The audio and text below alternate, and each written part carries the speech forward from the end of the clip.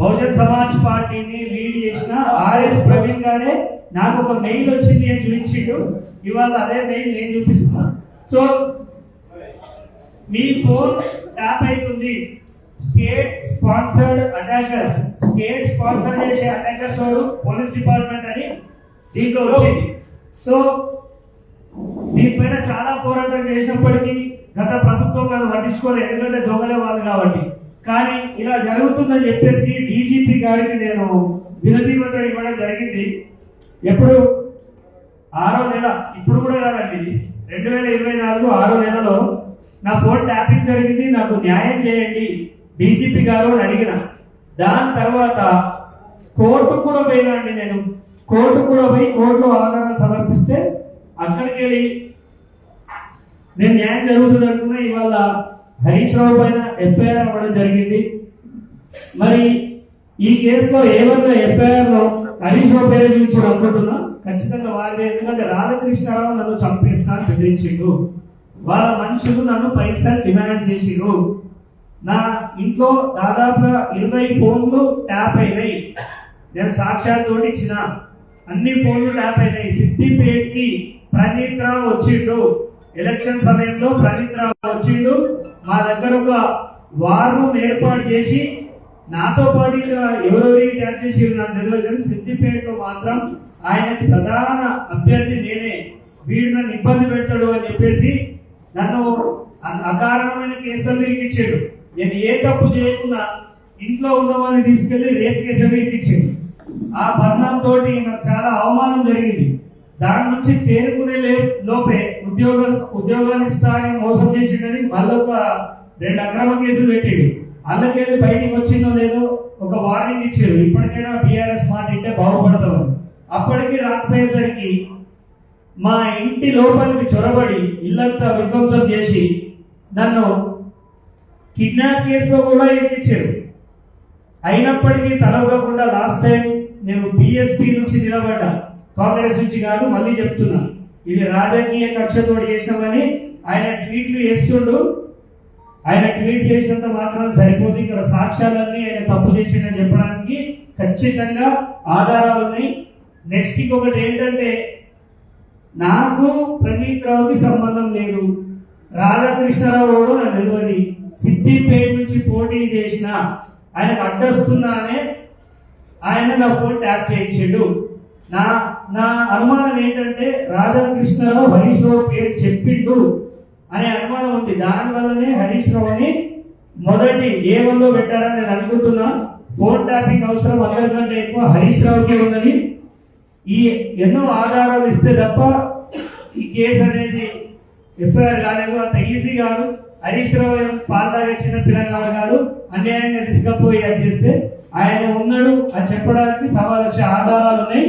వారు చేసిన దుర్మార్గాలే గత ప్రభుత్వం మారిపోయింది కదా, క్షమిద్దామంటే కాదు కదా. ఆయన చేసిన గాయాలు సమాజంలో ఇంకా ఉన్నాయి. ఎన్నో కుటుంబాలని ఫోన్ ట్యాపింగ్ ద్వారా ఎంతోమంది వ్యాపారస్తులను పొలిటీషియన్లను లొంగదీస్తున్నారు. వాళ్ళకు లొంగలేదనే ఒక నెపంతో అడ్డమైన కేసులు పెట్టించాడు. నా మీద 6 కేసులు నమోదైనాయి.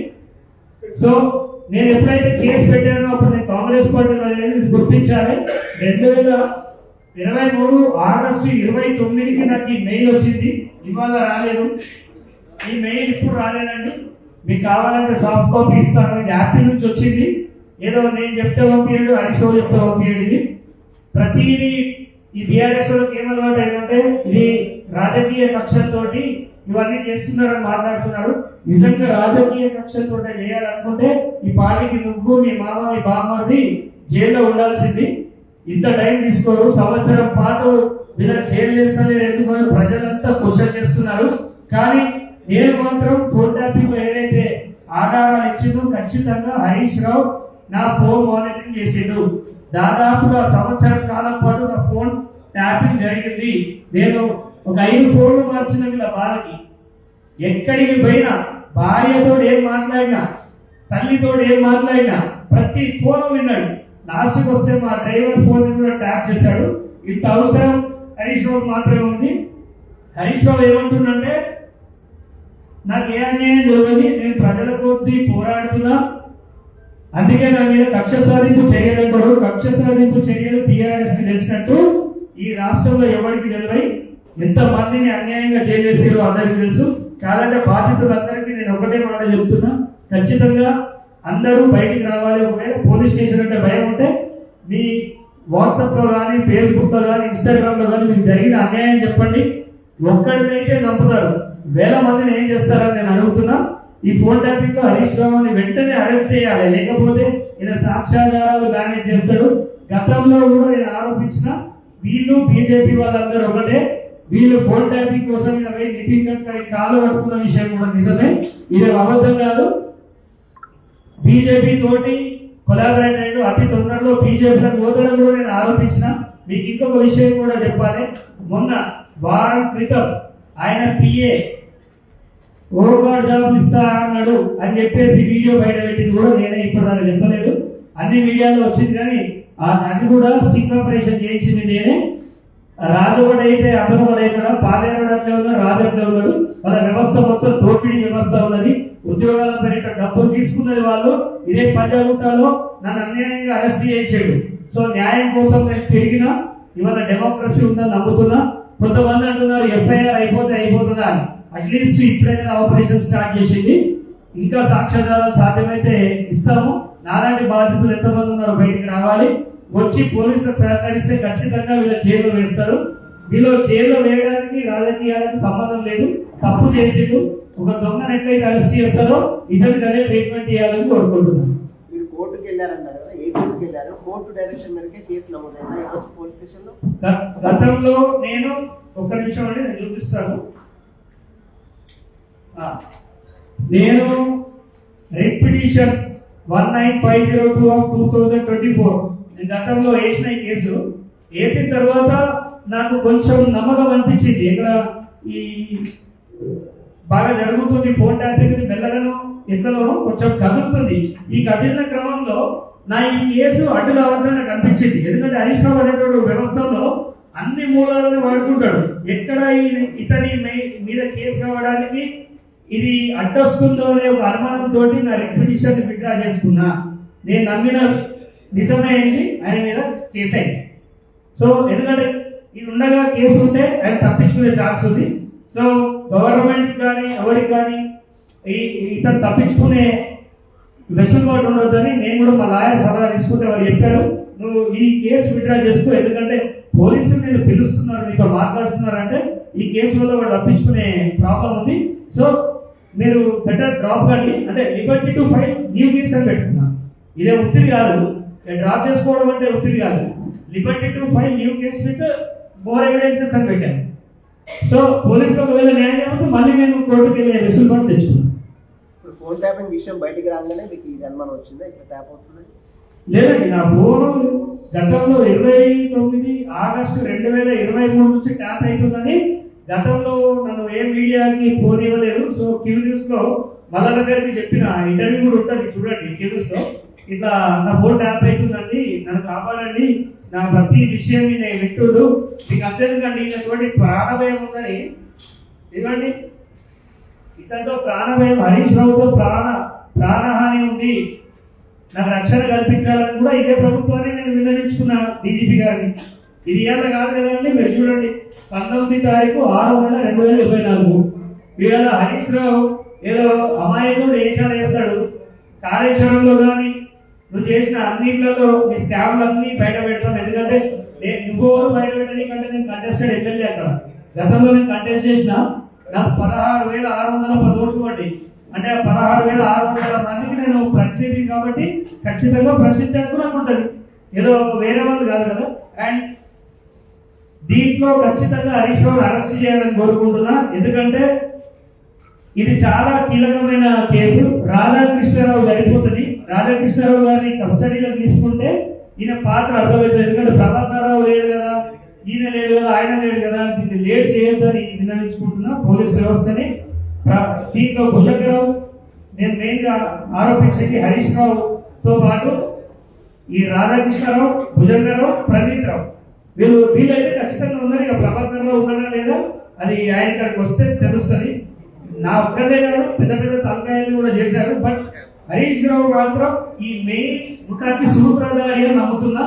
ఇవాళ రాష్ట్రం మీద విచ్చలవిడి అబద్ధాలు ఆడకుండా నోటుకు వచ్చినట్టు వాగుతుండు. ఆయనకి ప్రభుత్వం అయిన తర్వాత యాక్చువల్ గా ఈ ఫోర్ ట్యాంపింగ్ చేసింది కూడా ఎందుకంటే నెక్స్ట్ గవర్నమెంట్ వస్తే సీఎం గా ఉండేది కేసీఆర్ కాదు, నాకు తెలిసి ఏదో ఒక కుట్ర చేసి హరీష్ రావు ఉందాం అనుకున్నాడు. ఆ లోపాయి గారి ఒప్పందంలోనే ఇన్ని ట్యాపింగ్లు జరిగినాయి. మరి సిద్దిపేట నాకు మొగుడు ఎట్లా వీడు ఇబ్బంది పెడుతుందని చెప్పి 6 కేసులు పెట్టించిండు. ఒకనొక టైంలో జడ్జి గారి ఆశ్చర్యపోయి ఒక క్వశ్చన్ వేశారు, ఏంటి బాబు మీద 9 కేసులు అవుతున్నాయి అని అనుమానం వ్యక్తం చేసిన పరిస్థితి ఉంది. మీకు ఇంకో విషయం చెప్తాను, నా మీద వారు కేసు పెట్టినప్పుడు రేప్ కేసు పెడితే మీరు చూడండి, అది SC/ST అట్రాసిటీ కేసు పెట్టాడు. 376 సెక్షన్ పెడితే ఎవడైనా 10 రోజుల్లో వచ్చినట్టు రాష్ట్రంలో ఉన్నాడు ఆ జైలుకి. నేను వచ్చినా నేను కోర్టుకు నిరూపించుకున్నా, అయ్యా నేను తప్పు చేయలేదు, నేను ఇంట్లోకే పట్టుకొచ్చిరని ఎవిడెన్సెస్ చూపిస్తే నాకు జైలు 10 రోజుల లోపల నేను బయటకు వచ్చిన. ఎందుకు మీకు హరీష్ రావు మధ్య ఎందుకు వివాదం జరుగుతుంది? మీరు రైతులకు గతంలో డబ్బులు ఇచ్చారు, దాని విషయం దృష్టిలో ఉంచుకుని హరీష్ రావు మీ మీద కక్ష పెంచుకొని మీ మీద ఎన్ని కేసులు పెట్టారని అనుకోవచ్చా? 2023 అక్టోబర్ 25కి బతుకమ్మ పండుగ రోజు నేను ₹1 కోటి వంచిన. ₹1 కోటి 100 మంది కౌలు రైతులకు వంచిన. ఒక్క చెక్ బౌన్స్ కాలే, వైట్ అమౌంట్ నేను మంచిది. దానికి ముఖ్య అతిథిగా హరీష్ రావుని వెళ్ళాలంటారు అక్కడ వాళ్ళు. నా డబ్బులు ఆయన నేను పిలుస్తా, నేను గవర్నర్ గారిని పిలుస్తా. ఇది ఎందుకంటే ఆమె ఒక మహిళ, సో ఇక్కడ మహిళని ఓదార్చేంత స్థాయి ఆమెకు ఉంది అని నేను చెప్తే హరీష్ రావు మనుషులు మీది ప్రోగ్రామ్ ఎట్లా నడుస్తుందో చూస్తానంటే నేను నడిపించి చూపించిన. ఆ రోజు నుంచి కక్ష కట్టి దాని తర్వాత వడగళ్ళ వాన వచ్చి సిద్దిపేట జిల్లా మొత్తం కొట్టుకుపోతే ఒక్కొక్క కుటుంబానికి ₹10,000 ఇచ్చిన. నేను ఒకటే రోజు ఆల్మోస్ట్ 1000 మందికి వచ్చినాయి. 10,000 ఇస్తే కేసీఆర్ ఇచ్చిన చెక్కులు జరుగుతలేవు, చెక్కుల మీద ఇచ్చిన 10,000 అమ్మినాయని బాగా వైరల్ అయిపోయింది. దాంతో ఇక వీళ్ళు సమాప్తం చేయాలి అడిగేట ఉన్నాడు అనుకున్నారు. దాని తర్వాత కూడా నేను మళ్ళీ 150 మందికి చెక్కులు పంచాను. నేను కౌలు రైతుల కోసం పనిచేసిన. నేను కాలేజ్ చదువుకున్నప్పటికీ నేను NSS క్యాంప్లో పనిచేసిన, గ్రామస్థాయిలో తిరిగిన. సమాజానికి ఏదైనా చేయాలనే ఆలోచనతో వచ్చిన వాడిని రేపిస్టు చేసిండు, స్కామర్ని చేసిండు, మర్డరర్ని చేసిండు, కిడ్నాపర్ని చేసిండు. మొన్న కనుక మీద ప్రభుత్వం వచ్చుంటే ఫస్ట్ మర్డర్ నానే జరగని కూడా నాకు తెలుసు.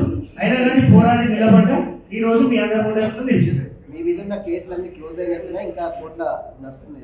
న్యాయ పోరాటం చేస్తున్నా. కాంగ్రెస్ గవర్నమెంట్ వచ్చి కేసులు పోతే నేను రాలేదు, నేను న్యాయ పోరాటం చేస్తున్నా. ఇప్పటి వరకు ఒక 2 కేసులు పోయినాయి, మిగతా కూడా కోర్టులో ఉన్నాయి. చాలా వరకు క్వాష్ చేశాను. కానీ హరీష్ రావు చేయించిండు అనడానికి నాకు నా మీద కేసులు పెట్టిన చెప్పారు, మమ్మల్ని భయభ్రాంతులకు గురి చేస్తేనే నీ మీద పెట్టినాము, మాకు ఏ అన్యాయం తెలియదు, భయపడి పెట్టాల్సి వచ్చిందా వాళ్ళు కూడా చెప్పారు. ఫోన్ ట్యాపింగ్ కేసులు జూబ్లీస్ ఏసీపీ ముందు మీరు విచారణకు హాజరయ్యారు. మీ దగ్గర ఉన్న ఎవిడెన్స్ ని వాళ్ళు తీసుకున్నారా? ఒకటండి, ఎవిడెన్సెస్ అనేది నేను ఇచ్చే వారికి ఇచ్చాను. నేను ఇక్కడ ఎంతైతే డిస్క్లోజ్ చేయాలో అంత చేస్తాను. ఎందుకంటే అక్కడ ఇన్వెస్టిగేషన్ లో ఉన్నప్పుడు వాళ్ళని డిస్టర్బ్ చేయడము మంచి పద్ధతి కాదు. ఎందుకంటే ఇప్పుడు చాలా మంది అంటున్నారు బీఆర్ఎస్ ఎందుకు టార్గెట్ చేయాలి రేవంత్ రెడ్డి అంటే 3 తరాలు వెనుకపోయింది తెలంగాణ అంటే బీఆర్ఎస్ వల్ల కాదా? ఆంధ్రలో కూడా ముంచలేదు తెలంగాణని. వాళ్ళ పెనం నుండే పోయబడ్డట్టు వేల కోట్ల రూపాయలు వీళ్ళు నాశనం చేశారు. నేను హరీష్ రావు పైన పోటీ చేసిన క్రమంలో ఆయన ఓడిపోతుందనే టాక్ కూడా వచ్చింది, చాలా మంది తెలియదు. అందుకే ఈ ఎలక్షన్ పిటిషన్ కూడా వేయడం జరిగింది ఆయన మీద. ఆయన ఓట్ల లెక్కింపులో ఒకరికి పాల్పడ్డాడని ఆ కేసు వేసిన. రంగనాయక సాగర్లో అన్యాయం చేస్తుందని ఆ కేసు వేసింది నేనే. ఈ 3వ కేసు వేసింది కూడా నేనే. మరి ఈయన కోసం నా సంపాదనలో కొంచెం పక్కన పెడుతున్నా. ఎందుకంటే మా ఊరును వల్లకాడి చేసిన దుర్మార్గుడు ఆయన ప్రజలకు నోరు లేకుండా చేసిండు. సిద్దిపేటలో డెవలప్మెంట్ పేరు మీద అంటే కమిట్మెంట్ ఉంటేనే ఏ పనైనా చేస్తారు. అక్కడ కమిషన్ల కోసమే ఆయన కమిట్మెంట్. అడ్డమైన అనవసరపు డెవలప్మెంట్ అని చెప్పి మరి వేల కోట్ల రూపాయలు వీళ్ళు వచ్చేసారు. నాకు చాతరైన కాడికి నేను కొట్లాడుతున్నా. చాలా మంది నేను కేసు పెట్టాలన్నప్పుడు నన్ను నిరుత్సాహపరిచారు. ఆయనతో కొట్లాడతావా అంటే ఆయన రబ్బర్ చెప్పులతో వచ్చినాడు. ఆయన ఏమో గోల్డెన్ స్పూన్ కాదు అనే చరిత్ర చూస్తే భూమి గుండ్రంగా ఉన్నట్టు తప్పు చేసినప్పుడు ఏ రోజైనా బయటకు రావాల్సిందే. సో ఆయనతో కొట్లాడతామా అంటే నేను ఎప్పుడూ ఆయన పెద్దగా చూడలేదు, ఆయనతో పెద్దగా చూడలేదు కాబట్టి నేను మొన్న పోటీ చేసి ఆయనది 17,000 మెజారిటీ తగ్గించాను. 1,20,000 మెజారిటీ నుంచి 83,000 పడిపోయిందంటే మీరు ఆలోచించాలి అక్కడ ప్రజలు ఏం కోరుకుంటున్నారు. నిజంగా ఆయన మంచి చేస్తుంటే ఇప్పటికీ హరీష్ రావు ఇప్పుడు ఎలక్షన్స్ అయితే కూడా గెలిచే పరిస్థితి లేదు. సో ఆయన అక్రమాలు భూదోపిడీలు జరిగినాయి. దీనికి రాజకీయానికి ఎలాంటి సంబంధం లేదు. నేను ఇవాళ చేస్తున్న పోరాటం కాదు. మీరు కావాలంటే యూట్యూబ్లో చూడండి, నా ఫోన్ ట్యాప్ అయిందని గత 1.5 నుంచి మొత్తుకుంటే ఇవాళ ఈయన పేరు వచ్చింది. ఖచ్చితంగా హరీష్ రావు అరెస్ట్ చేయాలి నన్ను అడిగితే. అరెస్ట్ చేస్తేనే, లేకపోతే వీళ్ళంతా ఫారిన్ వారిపై ఆ టైప్ క్యాండిడేట్సే ఏదో ఒక పని చెప్పుకొని ఫారిన్ పోతారు. అక్కడనే ప్రభాకర్ రావు ఇప్పించినట్టే వీళ్ళు కూడా గ్రీన్ కార్డ్ చేసుకుంటారు అనుమానాలు. అమ్మ నేను పోలీస్ స్టేషన్ లో ఉన్నప్పుడు మా కుటుంబీకులను పిలిచి డబ్బులు అడిగి రమ్మను. వీళ్ళ PA Harish Rao PA direct చెప్తున్నా, ఇప్పుడు ఇప్పటిదాకా చెప్పలేదు. Harish Rao PA fake నంబర్లతోటి phone చేసి నాకు 30 లక్షలు ఇస్తే మా సార్కి మీరు ఏ కేసు పెట్టబోతుందో చెప్తాను. సారీ అంటే పిఏ పేరు ఐడియా లేదు, ఇప్పుడు ఆ పేరు కూడా చెప్పదు ఎందుకంటే కొంచెం ఇబ్బందులు వస్తే తప్పించుకునే ఉంది. వాళ్ళ పిఏ ఏం చేసిందంటే దీని మీద కేసు జరగబోతుందన్న, పలానా పైసలు ఇస్తే ఏ జరుగుతుందో చెప్తా అంటే ఇది అరెస్ట్ అయినాక పోలీసులు ఫోన్ చెక్ చేశారు. వీటికి ఆల్రెడీ ఖచ్చితంగా చెప్తాం కదా మేము ఏం చేయబోతున్నామో, ఎందుకు తప్పించుకునే అంటే నేను ఏ తప్పు చేయలేదు, వాళ్ళకి పైసలు చేయలేదు, ఇస్తే రోజు ఇవ్వాల్సి వస్తుంది, అదేదో నీతో ఏదో అరెస్ట్ అయితే బయటకు వచ్చేస్తా లొల్లి కథ అని చెప్పి. సో బ్లాక్ మెయిలర్స్ కి భయపడే రకం కాదు. మీరు ఒకటి ఆలోచించాలండి, 2023లో చక్రధర్ అనే పేరుని సిద్దిపేట టోల్గేట్ దాటనే కూడా ప్రయత్నం చేసిన దుర్మార్గుడు హరీష్ రావు. నేను ఈ రాష్ట్రంలో మీరు ఒక్క మాట చెప్పండి, కౌలు రైతులకు 1 కోటి రూపాయలు వచ్చి దూరండి మీరు చెప్పండి. 1 కోటి రూపాయలు ఇదే సోమాజిగూడ ప్రెస్ క్లబ్ లో మన శ్రీధర్ అని చనిపోయినట్టు గుర్తుకుండొచ్చు. సోదరుడు శ్రీధర్ మునుగోడు ఎలక్షన్స్ అప్పుడు వారి కుటుంబానికి 2 లక్షలు ఇచ్చి నా తరఫున, ఎందుకంటే నా ఫౌండేషన్ నుంచి నేను చేసే కార్యక్రమం. శ్రీధర్ నాకు నన్ను హైక్ చేసి ఎమ్మెల్యే చేసే క్యాండిడేట్ కాదు కదా. సో హ్యుమానిటీ గ్రౌండ్స్ లో పనిచేస్తే నన్ను విచిత్రమైన కేసులు లోకల్ మీడియా మేనేజ్ చేస్తాడు. నేను ఏదైనా ఇంటర్వ్యూలు ఇస్తే వాటిని ప్రైవేట్ లో పెట్టిస్తాడు. సో ఇలాంటివన్నీ చూసినప్పుడు మాకు కూడా ఏంటి, మేము ఎలాంటి సమాజంలో బతుకుతున్నాం అనిపించదా. అండ్ హరీష్ రావుకి ఏంటంటే చక్రధరైన ప్రత్యర్థి అని ఒప్పుకోవడానికి అహం అడ్డొచ్చిన ఏదో ఒక రోజు ఖచ్చితంగా చెప్తాను. చెప్తున్నది స్థానిక ఎలక్షన్స్ లో సిద్దిపేటలో కాంగ్రెస్ పార్టీ హవానే ఉంటుంది, ఎందుకంటే ఆయన ఓటేసే పరిస్థితి లేదండి, ఎక్కడా లేదు. ఆయన వేసిన దుర్మార్గాలు ఎండ్ అయిపోయినాయి. ఇంకా ఇప్పుడు ప్రజలు అక్కడ కూడా ప్రశ్నిస్తారు. సో మీడియా అక్కడ చాలా వరకు భయప్రాంతాలకు గురి చేసి సిద్దిపేట టోల్ గేట్ దాటనీయకుండా ఒక ఊళ్ళో 1 కోటి రూపాయలు పంచుకున్నాను అంటే పెద్ద విషయం మీరే చెప్పండి. నేను గవర్నర్ గారిని పిలిస్తే ఆమె కూడా వస్తానని ఎలా మేనేజ్ చేశారో తెలియదు. అంటే అక్కడ బీజేపీ టీఆర్ఎస్ అంత ఒకటే అనిపించింది అప్పుడే, ఇవి వస్తుంది అంటే వీళ్ళంతా బీజేపీ వాళ్ళు ఉన్నారు అనుకున్నా. సో ఖచ్చితంగా బీజేపీ కాలు మొక్కే సమయం వచ్చింది హరీష్ రావుకి. మళ్ళీ ఇప్పుడు ఢిల్లీ ఎప్పుడు పోతున్నారో మీడియా మిత్రులందరూ కెమెరాలు పట్టుకుని ఉండాలి. ఎప్పుడు పోయి గడ్కరీ కాలు మొక్కుతాడు, గడ్కరీ ఇంటి దగ్గర కూడా కెమెరాలు పెడితే ఇదే దొరుకుతారని నాకు. ఇంకా థ్రెటన్ చేస్తున్నారా మీకు? ఇప్పుడు థ్రెటన్ చేయరండి, అయిపోయింది. ఎందుకంటే రేపు ఎలక్షన్ అనగా ఈ రోజు నాకు ఒక పోలీస్ మిత్రుడు ఫోన్ చేశాడు సిపి ఆఫీస్ నుంచి చేసి, నువ్వు ఇమీడియట్ గా వారిపో, నీ ఫోన్ నీ కారు డబ్బులు పెట్టి ఇప్పుడు నేను బుక్ చేస్తానని చెప్పాడు. ఇమీడియట్ గా నా ఫోన్, కారు, షర్ట్ అన్ని మార్చేసి ఆ రోజు నేను హైడ్ అయిపోయి పొద్దుగాల అంటే ఇవాళ కౌంటింగ్ నెక్స్ట్ ఎలక్షన్ డేట్ నాడు వచ్చింది. సో థ్రెటనింగ్ అనేది మామూలుగా చేయలేదు. జైల్లో కూడా నన్ను జైల్లో బెదిరించేవాడు, ఆ బీఆర్ఎస్ లేకపోతే కథమైపోతుంది. రాధా కిషన్ రావు డైరెక్ట్ చెప్పిండు, నిన్ను జైల్లో చంపిన ఆయన లేడు. అది పరిస్థితి. ఉన్నోని లేను అందరు నేర్కొచ్చారు. ఇప్పుడు నన్ను పంజగుండలో జాఫ్రాడ్ చేసిన కేసు పెట్టి, మా అమ్మ ఏం చేసిండు, మా అమ్మకి కేసు పెట్టినా, మా చెల్లె ఏం చేసింది జాఫ్రాడ్ చేసిన, మా అమ్మకు సంతకమే పెట్టారు. నీకు తెలుగు అప్పుడున్న రాధాకిషన్ రావుకి ఏంటంటే మా అమ్మ పెళ్లి బంగారం అన్న చక్రధర్కి ఇచ్చి ఎలక్షన్స్ కొట్లాడి పో బిడ్డ అంటదేమో అని ఆ దొంగ అట్లాంటి కార్యక్రమాలు చేసింది. మా డ్రైవర్ ఫోన్ ఎందుకు సీజ్ చేస్తారు అని ఏమని సిద్దిపేటలో ఫార్మర్ ఫస్ట్ ఫౌండేషన్ లో పనిచేసే పురాణాలు తీసుకొచ్చి ఈ కేసులో ఎందుకు ఇన్వాల్వ్ చేసి రేప్ చేసిందని ఎవరినో ముఖం తెలియని వాళ్ళు పట్టుకొచ్చు. నా సొంత భార్య కాదన్నాడు రాధాకిషోరరావు గారు. ఎలాంటి వ్యవస్థలో బతుకుతుందో మీరు చెప్పండి. నేను హరీష్ రావు మీద నా మీద కేసులు పెడితే బాధపడలేదు. ఇప్పుడు ఓపెన్గా చెప్తాను. ఎప్పుడైతే హరీష్ రావు నా ఇంట్లో కారు అడుగు పెట్టిండో వ్యవస్థ నా ఇంట్లో అడుగు పెట్టి చక్రధర్ కుటుంబం మీద నిందలేసి నోటుకు వచ్చాడు మీడియా. అసలు చక్రధర్ భార్య కాదన్నాడు యూసెస్ ఫెలో.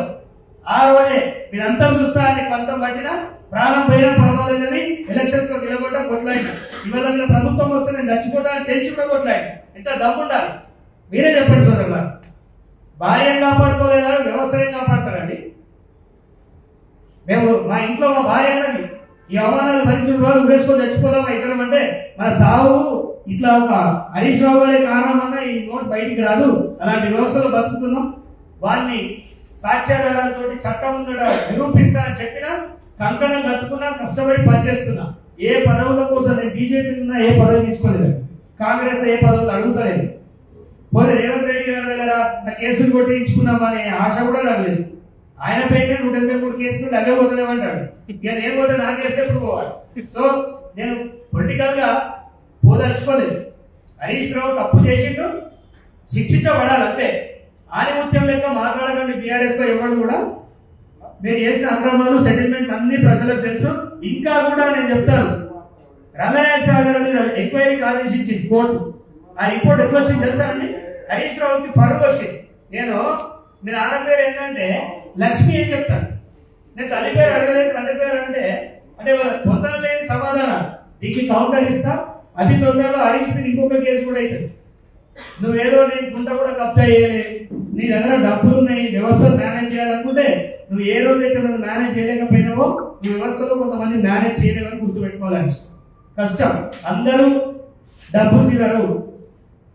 పాత్రికేయ మిత్రులు నన్ను ఇప్పుడు చాలా మంది బ్యాకప్ లో నిలబెట్టి నన్ను ఈ ఆడనగా కాపాడి చక్రవర్తి ప్రాణహారం చెప్పిన ప్రాణం ఎంతపోయాడు. కానీ నాలాగా పోరాడిన వాళ్ళు చనిపోయిన వాళ్ళు ఎంతమంది ఉంటారు? ఖచ్చితంగా హరీష్ రావు అనేటువంటి అరెస్ట్ చేస్తేనే రాష్ట్ర ప్రజలు సంతోషపడతారు.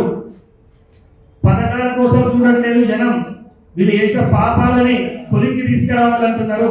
రేవంత్ రెడ్డి గారిని ఒకటే కోరుకుంటున్నా, ఖచ్చితంగా నిష్పక్షపాతంగా ఖచ్చితంగా ఇన్వెస్టిగేషన్ జరగాలి. ఫోన్ ట్యాపింగ్ నాకు కోరుకుంటున్నా. ఎందుకంటే భార్య పిల్లలతో మాట్లాడే వ్యవస్థ కూడా లేకుండా చేశారు. అన్ని రాష్ట్రాల్లో ఫోన్ నార్మల్ కాల్ మాట్లాడుకుంటే కేవలం తెలంగాణలో మాత్రమే వాట్సాప్ కాల్స్ వాడిన వ్యవస్థ ఉన్నది. వాళ్ళ ఫోన్ ట్యాప్ అయిపోయి ఒక సామాన్యుడు భయపడ్డాడంటే మీరు చెప్పండి. ప్రతి వాడు వాట్సాప్ కాల్. దీన్ని బట్టి చెప్పొచ్చు వీళ్ళ దుర్మార్గాలేనో. అండ్ గతంలో రఘునందన్ గారు ఒక మాట అన్నారు.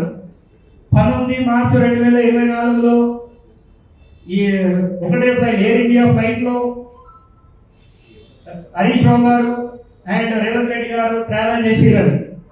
నేను ఇప్పుడు అంటున్నా, రఘునందన్ గారు ఆ ఫ్లైట్ లో మీరు ఉన్నారా? లేరు. అంటే చూసినాడు వాడు కంటికి ఆపరేషన్ చేయించుకోవాలి. ఆ రోజు ఆయనతో ఉన్నది బహుశా ఇంటర్ కావచ్చు హరీష్ రావు తోటి. వాళ్ళు ములాఖాత్ అయ్యారు. రేవంత్ రెడ్డి గారికి ములాఖాత్ కావాల్సిన అవసరం లేదు. మీ మీద కొట్లాడి ఇంటి తలుపులు వలగొట్టి ఎత్తుకపోయారు. అయినాము నన్ను నా ఆఫీస్ తలుపులు వలగొట్టి ఎత్తుకపోయారు. ప్రజలకి తలుపులు వలగొడతారు బీఆర్ఎస్. గుర్తు పెట్టుకోవాలి. కేసు అయిన ప్రతిసారి పొలిటికల్ అని మాట్లాడడం వీళ్ళకి అలవాటు అయిపోయింది. వీళ్ళకి ప్రజాస్వామ్యం అంటే ఏంటో దాని రుచి ఏందో చూపించాలని అందరినీ కోరుకుంటున్నాను. ఇంకొక ప్రశ్నలు ఉంటే అడగండి.